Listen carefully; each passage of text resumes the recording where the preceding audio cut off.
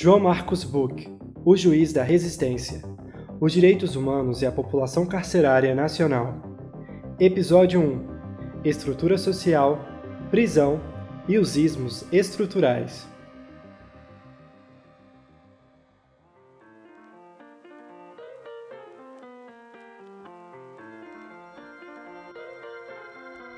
Olá, ouvinte! O meu nome é Fábio Martins e hoje eu irei conversar com o juiz de direito João Marcos Buch, que também é escritor e um defensor dos direitos humanos. Para melhor situar a quem nos ouve, João Marcos Buch é natural de Santa Catarina e atua como juiz corregedor da Terceira Vara de Execuções Penais da cidade de Joinville. Suas ações, em geral, se tornam debate público e correm o Brasil e o mundo, dada a sua responsabilidade junto às garantias dos direitos de todos que estão em sistema prisional e sob sua jurisdição.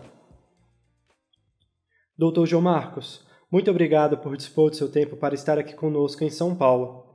Eu começo a nossa conversa com uma pergunta primordial, que penso ser de interesse de todos. O que são os direitos humanos? Como usá-los? Para quem servem os direitos humanos? Olá, Fábio. Olá, os ouvintes. Imagina, para mim é um prazer e uma honra estar aqui com vocês e para poder desenvolver um pouco mais desse tema tão árduo e tão importante que eu considero para nossas vidas. Então, para mim é uma satisfação. Olha, lamentavelmente no nosso país, nos últimos tempos, nós temos visto uma tônica muito forte, mais forte que ano passado, no sentido de que aquele velho brocardo, aquela cantilena de direitos humanos para humanos direitos, tá com pena, leva para casa. Quando acontece algum crime violento, hediondo, dizem assim, cadê o pessoalzinho dos direitos humanos agora para amparar a vítima? E esse discurso ele é tão ignorante quanto maldoso, né? Eu digo ignorante, maldoso e perverso porque muitas pessoas acabam entrando nesse discurso por ignorância mesmo, mas muitas pessoas, inclusive algumas autoridades, entram nesse discurso por perversidade, né? Para tentar tirar realmente o foco do que importa. Então, os direitos humanos eles são um processo histórico de conquista da civilidade. Basicamente, existem alguns marcos históricos que firmam os direitos humanos, e um deles está no pós-Segunda Guerra Mundial, quando os aliados, né, terminada a guerra, é claro, eu não sou historiador e nós sabemos que isso ainda está muito em elaboração do que houve e o que não houve, mas o fato é que as nações perceberam, então, o Holocausto, e diante do Holocausto, num país como a Alemanha, que, não obstante todo o ordenamento jurídico estabelecido, praticou o que praticou com base na estrutura jurídica que existia, utilizando-se do direito, utilizando-se das normas para o genocídio, para a violência, algo terrível, e eu já tive a oportunidade de estar num campo de concentração, nos arredores de Berlim, campo de concentração de Sachsenhausen, onde judeus e degenerados, né, aqueles que eram considerados degenerados por parte do Estado, homossexuais, pessoas com deficiência física ou com deficiência mental, eram levados para esse campo de concentração para experiências, e tudo com base no regramento, no ordenamento jurídico da época. Então, veja como isso foi terrível. É claro que genocídios aconteceram antes. Aconteceu o genocídio armênio, aconteceu a questão do sequestro dos negros da África, a extinção dos povos originários das Américas, porém essa da Segunda Guerra foi algo mais recente e mais emblemático, exatamente por ser um país dito civilizado. Então as nações se reuniram e em 1948 estabeleceram a Declaração Universal dos Direitos Humanos. E a Declaração Universal dos Direitos Humanos é um diploma que traz o seguinte recado: nunca mais nós poderemos admitir que aconteça o que aconteceu. O ser humano é uma célula inviolável na sua dignidade. Então, quando a gente fala em direitos humanos, e o Brasil foi signatário da Declaração Universal de Direitos Humanos, depois o Brasil teve a Constituição de 88, que tem sua estrutura no estado do bem-estar social, com uma sociedade livre, justa e solidária, e cujo primado, o fundamento é a dignidade da pessoa humana. E ainda em 92 o Brasil ratificou o Pacto de São José da Costa Rica, que é a Convenção Americana de Direitos Humanos. E eu digo isso tudo para, enfim, lhe responder. Os direitos humanos não são... não é uma coisa destinada a uma pessoa, é uma proteção humana em face do poder do Estado. Então, nós vemos violação aos direitos humanos, no Brasil especialmente, quando nós falamos dos povos indígenas, dos indígenas que estão em petição de miséria por todo esse país. Imagina que eles viviam, eles pertencem a esta terra, muito antes do europeu vir, e eles foram exterminados e cortados na sua ancestralidade. E hoje eles lutam por sobrevivência e sobrevivência da sua história. E vivem realmente em condições muito graves. Não é porque um indígena tem um celular, usa um calção Adidas, que ele deixa de ser indígena. Ele tem a sua ancestralidade, ele tem a sua história, e é isso que eles buscam. A violação aos direitos humanos na questão do trabalho escravo. Há pouco tempo eu assisti aquele filme Sete Prisioneiros, com o Rodrigo Santoro, que mostra muito bem a questão do trabalho escravo. Mas não só ali. Nós sabemos que existem, por exemplo, pessoas refugiadas do Haiti ou da Venezuela que são resgatadas em condomínios de luxo, que ficam lá 1 ano trabalhando por cama e comida. E então essa questão do trabalho escravo é terrível. O boia fria, ele tem que levantar o braço e ser colhido por uma daquelas caçambas e ser levado a uma plantação para colher 10 toneladas de cana com 30 mil agachamentos por dia para receber R$10 no final do dia. E para isso é uma luta, é uma glória, ele conseguir esse tipo de trabalho. Isso é trabalho escravo, isso é violação aos direitos humanos. A questão da mulher, de gênero, essa estrutura patriarcal e machista que o Brasil tem, então que o homem nasce acreditando que ele é naturalmente privilegiado com seus direitos, quando na realidade são privilégios e não são direitos, e a mulher luta para conquistar seu espaço. A questão da orientação sexual, são todas violações aos direitos humanos que esses institutos dos direitos humanos precisam ser fortalecidos, e as pessoas precisam compreender, então, que os direitos humanos vieram para nos proteger a todos, indistintamente, contra um poder muito forte e muito opressor, que é o poder estatal. Então, penso eu que, quando as pessoas se derem conta do que são os direitos humanos, aqueles que não têm má fé, e que são a grande maioria, saberão da responsabilidade em defender os direitos humanos. Quanto àqueles que agem com perversidade, que são algumas autoridades que eu tenho visto no país, a esses a gente simplesmente tem que combater e tentar fazer com que retornem para seus esgotos. Doutor, o senhor ocupa uma cadeira de muita responsabilidade junto à cidade de Joinville, que é a de juiz da execução penal. Imagino que o senhor deva ter milhares de processos em suas mãos. Muitas vidas, muitas histórias de vidas que se tornam processos inúmeros. O que eu quero saber é, como o senhor faz para manter essa humanidade evidente que o senhor mantém? E como o senhor faz para, depois de tantos anos lidando com o sistema carcerário, ainda acreditar que é possível melhoria no todo? É uma luta diária. Certa vez, um profissional do direito disse assim para mim: sabe, João Marcos, hoje eu atendi uma pessoa que ela sentou na minha frente, ela chorou em desespero pelo drama que ela estava vivendo, e eu não senti nada, porque eu já vi muito disso e eu já não sinto mais nada. E aí eu disse: então está na hora de você sair e não fazer mais o que você faz. porque, obviamente, que nós não podemos assimilar, mesmo porque isso seria uma arrogância, se arvorar no salvador da pátria.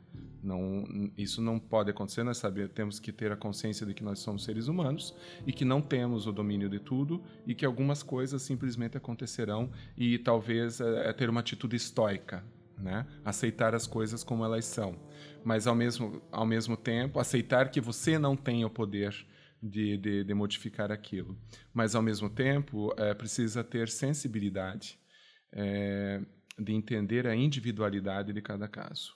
E isso é um exercício contínuo, porque, por exemplo, se eu vou na unidade prisional para fazer audiências, e eu entro na prisão e faço as audiências dentro da prisão, especialmente nesses tempos de pandemia, cada preso que senta na minha frente e conta a história dele é uma história de vida que não será igual.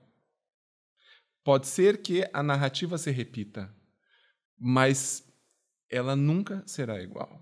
E eu tenho que ter essa consciência e tenho que tratar desse caso com essa individualidade. Isso, como eu disse, é um processo contínuo de reflexão a respeito da minha própria vida e a respeito do meu trabalho. Se, por um lado, eu tenho que ter saúde e não posso somatizar essa vida dura e tão difícil que é a que eu encontro o tempo todo, por outro lado, eu não posso me tornar insensível.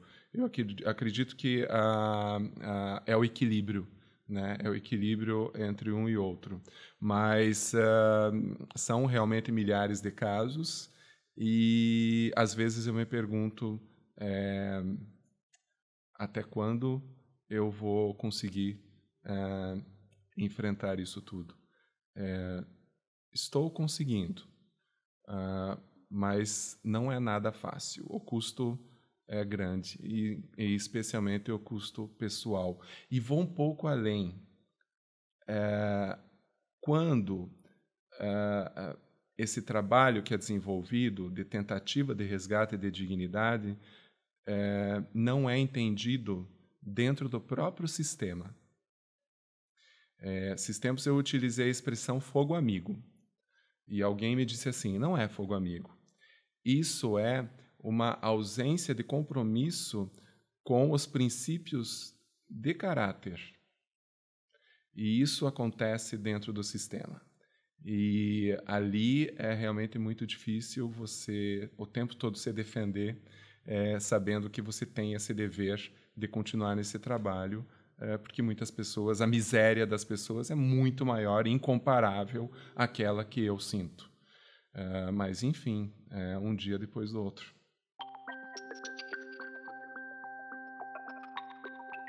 Doutor, o senhor pode nos dizer mais sobre os números?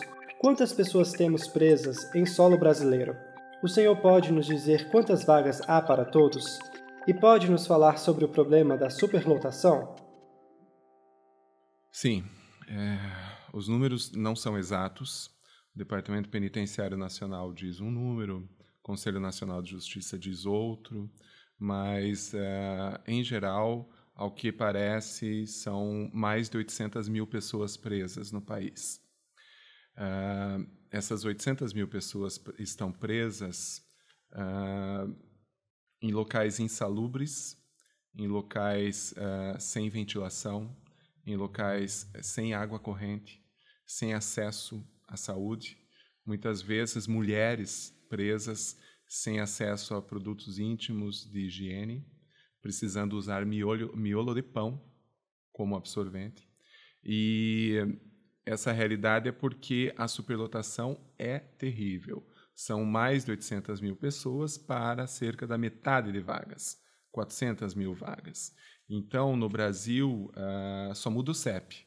A realidade cruel da prisão é do norte a sul, leste a oeste, onde, em locais que eu já estive ao longo do meu trabalho.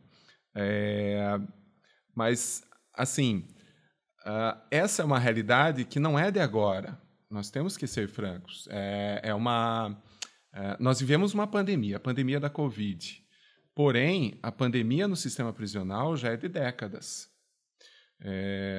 Se nós voltarmos um pouquinho no tempo, nós perceberemos que em 1990, quando da Lei dos Crimes Hediondos, uma lei encomendada, um pacote pronto a partir de sequestro de dignitários, né? Essa lei foi feita como se ela viesse a solucionar o problema dos sequestros. Esse é um problema do nosso legislador. São pílulas milagrosas que lançam para satisfazer sentimentos paranoicos coletivos de vingança e, com isso, almejar votos, né? Mas, no início dos anos 90, do século passado, eram cerca de 90 mil pessoas presas. E isso veio num crescente durante toda a década de 90. Iniciamos os anos 2000 crescendo ainda mais a população prisional. Quando chegou em 2006, a lei antidrogas foi o estupim do superencarceramento, porque ela aumentou penas e ela acabou fazendo uma distinção entre usuário e traficante, fazendo com que o usuário não fosse mais preso. E, a partir dali, quando as forças de segurança pública iam e vão para, especialmente, a periferia, que é o foco, né, do Estado, nessa máquina de moer gente, o policial, no momento que faz um flagrante, se ele colocar como usuário, ele sabe que a pessoa será solta, porque o usuário não tem uma previsão de prisão. Então, ele automaticamente coloca como traficante. E aí isso é chancelado pelo delegado, pelo promotor e pelo juiz. E a pessoa vai para a prisão como traficante. Isso aumentou exponencialmente o número de pessoas na prisão, especialmente das mulheres que foram colocadas como associadas aos seus cônjuges no tráfico.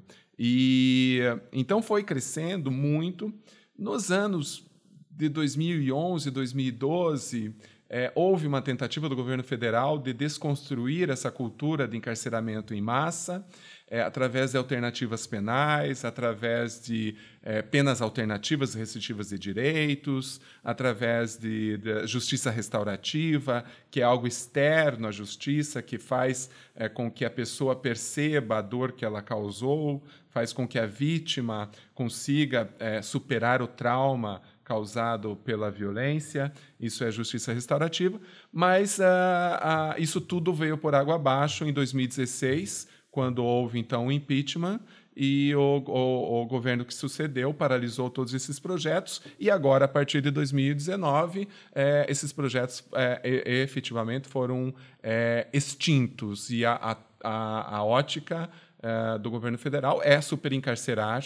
O pacote anticrime do ex-ministro e ex-juiz Sérgio Moro, que, com todo respeito, não tinha capacidade para gerir uma pasta como era o Ministério da Justiça, porque ele não tinha experiência nenhuma em sistema prisional e muito menos conhecimento técnico para isso. Ele deixou um legado terrível, que foi o pacote anticrime, absolutamente técnico, que o Congresso conseguiu salvar em alguns pontos, mas ele entrou em vigor e aumentou penas e está fazendo com que o encarceramento aumente ainda mais. Então, essa é a realidade que nós temos hoje. Não é de agora, é um processo já de longo tempo, mas que agora se acentuou na gravidade da superlotação e, por consequência, dos maus tratos e da violação da dignidade da pessoa humana dentro da prisão e violação dos direitos humanos. João Marcos, sabemos que a maioria das pessoas em sistema carcerário são jovens, em sua maioria entre 18 e 28 anos, e em sua maioria pretos, pobres. A que o senhor atribui essa faixa de idade e por que a maioria dos encarcerados e encarceradas são pretos e pobres? Começando pelo fim, de 18 a 28 anos, pelo seguinte: não sobrevivem. Os jovens não sobrevivem. Eles são presos, o sistema é cruel, eles precisam, para a questão de sobrevivência, entrar em facções criminosas E eu, se eu tivesse 18 anos, estivesse nessa condição, eu entraria também, porque seriam meus irmãos que estariam me protegendo pela primeira vez na minha vida. E então eu saio preparado para matar e para morrer. E eles morrem. Simples assim. No meu trabalho, o número de extinções de punibilidade são arquivamentos de processos decorrentes da morte violenta é impressionante. São dezenas, centenas por ano. Não necessariamente mortes dentro do sistema, mas a partir do sistema, saindo do sistema. E isso é uma tragédia, é um extermínio da juventude. E é essa faixa etária, a partir dos 18 anos. E a questão da proporcionalidade, ora, nós vivemos num país basicamente metade de brancos e metade de negros, e quase 50% pelos dados que existem, e só que a população prisional negra é de 68% a 70%, contra 30%, 32% de brancos. Na sua totalidade, eu digo na sua totalidade, pobres. Então, pelo fato de ser negro, vai preso. Pelo fato de ser pobre, vai preso. Pelo fato de ser negro e pobre, vai muito mais preso. E por que disso? Aí, claro que aqui é apenas um apanhado muito rápido, e mesmo porque eu não sou historiador nem sociólogo, mas pelo que eu tenho lido e pelo que eu tenho visto, né, as minhas experiências e meus estudos. O nosso país tem uma identidade escravocrata e racista. Se nós formos aqui no Museu Afro-Brasil, nós vamos ver a história do negro, a história do sequestro do negro da África. O país foi o que mais escravizou no tempo e nos números em todo o mundo. E os negros eram trazidos, sequestrados de suas famílias, rompidos com a sua língua, com a sua história, colocados aqui no Brasil em bancadas onde o branco ia lá e os comprava, conforme o valor que a argola na tornozeleira apontava. Se era um tornozelo, uma canela mais um diâmetro maior, o valor era maior. Menor, o valor era menor. E o negro, então, era levado para a senzala, e lá ele permanecia, trabalhando em engenhos. Quando a abolição veio, antes disso, vocês vejam que em 1830 foi feito o Código Criminal, que era uma tentativa de superar as ordenações filipinas e o absolutismo, tudo mais. Então, houve uma espécie de avanço ali. Mas o legislador do Código Criminal de 1830 disse o seguinte: aconteceram muitos debates e o resultado foi aprovado da seguinte forma: quando quem cometesse um crime fosse um negro escravizado, a pena para esse negro escravizado, obrigatoriamente, teria que ser ou pena de morte, ou açoite, ou galés. Se o juiz aplicasse uma pena mais leve, ela deveria automaticamente ser convertida a uma dessas três penas. E por quê? Porque o legislador disse assim: a prisão é melhor que a senzala. E se nós não intimidarmos o negro, ele vai cometer crimes, porque a prisão vai ser o melhor local onde ele está. E esse é o discurso de hoje do nosso legislador, com todo respeito a muitos parlamentares que são muito bons, né, que são muito críticos, mas uma boa parte faz esse tipo de discurso. Vamos tornar as prisões terríveis para ter medo de irem para lá, quer dizer, num discurso estúpido, né? Então, essa é a nossa história. Quando a abolição aconteceu, uma abolição inconclusiva, e eu falo como branco, que nunca sofreu preconceito racial e que sempre teve oportunidades na vida. E veja, parênteses, existem brancos que não tiveram oportunidades e que, às vezes, podem se sentir deixados de lado nisso. Não a responsabilidade pela opressão e pela miséria do branco também é a estrutural do sistema. Não é porque se protegem, se é antirracista que vai se prejudicar o branco que também é oprimido. Não é isso. Mas o fato é que eu sou branco, nunca sofri de preconceitos e sempre tive muitas oportunidades, uma oportunidade atrás da outra, e eu reputo a isso o fato de eu ser juiz hoje. Porque se eu não tivesse a estrutura que eu tive com a minha família, e se eu fosse negro, a possibilidade seria muito menor, mesmo porque nós não vemos negros na magistratura, o número é muito raro, é muito pequeno. Quando a abolição veio, o branco teve medo e disse o seguinte: agora os negros estão livres e eles vão vir para cima de nós. E aí o Estado apareceu e disse assim: não se preocupem, porque nós temos o direito penal. Então, toda aquela estrutura de disciplina, de controle que existiam nos engenhos, migraram para o sistema de justiça criminal e penal. E essa é a nossa história até hoje. Até hoje é assim. Se você tem se você vê um grupo de jovens, esses grupos de jovens têm 2 negros e 8 brancos, e a polícia fizer uma parada, uma batida, será nos 2 negros que ela irá, e não nos brancos.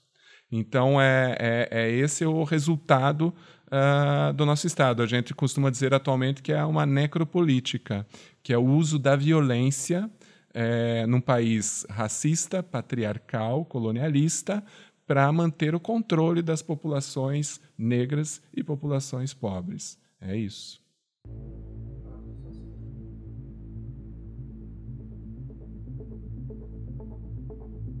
Doutor, o país está alicerçado em bases machistas, racistas, coloniais.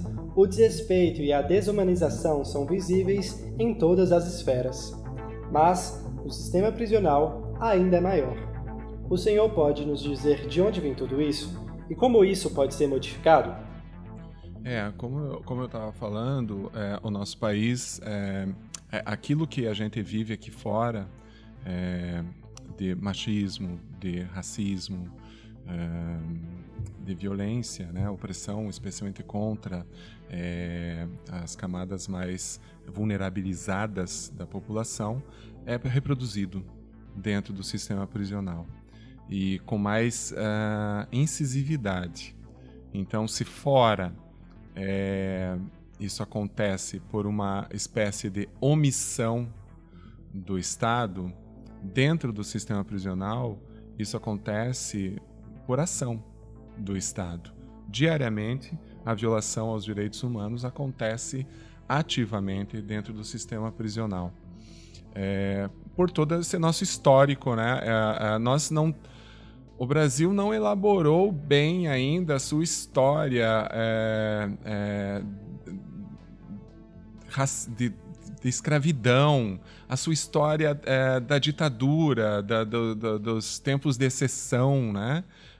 Da violência do Estado muito grave. O Brasil não elaborou isso. Quando eu digo não elaborou, os jovens, eles isso não está nas cadeiras escolares.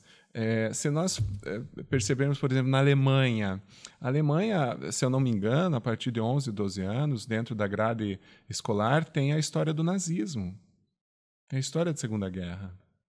Porque é preciso estudar isso, é preciso saber. E enquanto nós não sabemos, é porque nós banalizamos. O resultado de nós não sabermos é a banalização da vida, a banalização do corpo. Se nós realmente trouxermos a história do Brasil para os bancos escolares e as crianças e os jovens começarem a aprender efetivamente como foi construído o Brasil em cima de opressão, de sangue, né, de violência, e que o brasileiro necessariamente não é aquele povo tão simpático e tão alegre e tão pacífico, especialmente, nós vamos começar a compreender e saber como virar essa página. Enquanto nós não fizermos isso, essa página permanecerá. Quantas pessoas vão para as ruas defendendo a volta da ditadura? Quer dizer, elas não têm a menor noção de que, na época da ditadura, elas não poderiam estar nas ruas manifestando o seu pensamento. E é porque são pessoas que não aprenderam, não conheceram. Assim também na questão racial. Os jovens têm que saber que existe racismo no Brasil e que é preciso ser antirracista. E os adultos têm que desconstruir o racista que habita neles. Todos os dias, que é o que eu tenho feito e tentado fazer.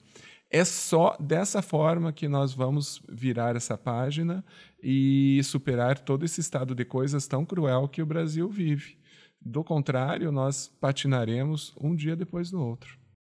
Doutor, quando o senhor anda na rua e vê uma pessoa pedindo comida pela janela de seu carro, ou uma pessoa idosa sentada na sarjeta, ou jovens em situação de rua, o que o senhor pensa?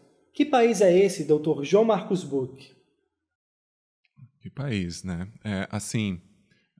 É um país, especialmente, que diz o seguinte: não dê esmolas, telefone para o número tal e que assim você vai conseguir resolver a situação. Eu sou contra isso, porque isso está querendo dizer o seguinte: torne a vida dessa pessoa mais desgraçada para que ela queira sair dela. E eu não concordo com isso. E hoje mesmo eu tive um tempo de folga, então pela manhã eu visitei o MASP, que está com uma amostra muito bacana e tudo mais. E aí, ao meio-dia, eu saí e ia me dirigir a um restaurante. E eu encontrei ali fora um rapaz que se aproximou muito, viu que eu era turista, né? Se aproximou com cuidado, com educação, vendendo doces. Ele falou: o senhor não quer comprar um docinho meu e tal, para me ajudar? Eu falei assim, um rapaz negro que deveria ter uns 18, 19 anos. Eu falei assim, eu não quero doce, mas eu posso te ajudar, quanto que você precisa? Ele falou, eu preciso de R$12, que é o preço do almoço que tem lá naquele lugar. Se for 15, dá direito a um suco de laranja. Eu tirei do meu bolso e dei R$15. E aquele rapaz sorriu, agradeceu, perguntou o meu nome, se apresentou, o nome dele era Luiz, agora eu não lembro o sobrenome, e disse que ele estava ali há muito tempo pedindo e ele não conseguia, ele não sabia se ele ia conseguir almoçar. E ele falou, eu estou indo agora almoçar. É claro que aquela foi uma realidade que eu experimentei, que era possível fazer isso. Se eu estou num lugar que não é uma pessoa, mas 20, 30 pedindo, não vou ter condições. Ou então, se eu estou no local em que eu não me sinto seguro, eu também não vou parar. Eu entendo isso. Mas nós precisamos sair da letargia. Nós não podemos ignorar essas pessoas. Nós temos que saber que elas existem, que elas estão ali. São seres humanos. Alguma atitude eu tenho que tomar frente a isso. E eu vivo encontrando pessoas, em geral, quando é na cidade de Joinville, essas pessoas tiveram passagem pelo sistema e foram egressas da prisão. Em geral, elas saíram da prisão. Quase todas com quem eu converso e a quem eu, pelo menos uma palavra, eu tento dispor para aquela pessoa, que talvez isso faça diferença. E isso, infelizmente, eu não vejo acontecer. O próprio padre Júlio Lancelotti está com uma campanha muito forte sobre essa situação. Ele é contra, né? E eu também sou das prefeituras dizendo não, chame ao instituto tal, ao órgão tal. Claro que tem que chamar, mas isso não basta. Pelo contrário, como efetivamente se aproximar dessas pessoas? Com uma arma na mão, com um jato d'água, uma higienização? Não é assim. E nós todos, como cidadãos, temos esse dever de olhar para o lado e pelo menos estender a mão. Muitas vezes não vai ser possível, mas quando for possível tem que fazer. Doutor, nós vamos finalizar agora o primeiro episódio e no próximo iremos falar mais sobre os direitos humanos e também de suas obras literárias.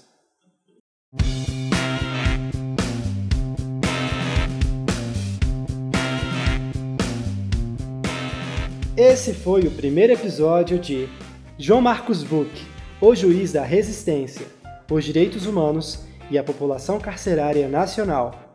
Nele o assunto foi a estrutura social, a prisão e os ismos estruturais. No próximo episódio, eu continuo com João Marcos Buch. Até mais! A Giostre Podcast encontra-se disponível nas principais plataformas de áudio: Spotify, Anchor, Deezer, Apple Podcasts, Google Podcasts, em nosso canal no YouTube, Giostre Cultural, e em nosso site, giostrecultural.com.br. Até mais! Apresentação: Fábio Martins. Entrevistado: João Marcos Buch. Roteiro: Alex Giostre. Produção de estúdio: Éder Pires. Captação de vídeo: Gabriel Cardoso. Realização: Giostre Produções Artísticas Limitada. Podcast gravado nos estúdios Giostre, em São Paulo, na Bela Vista.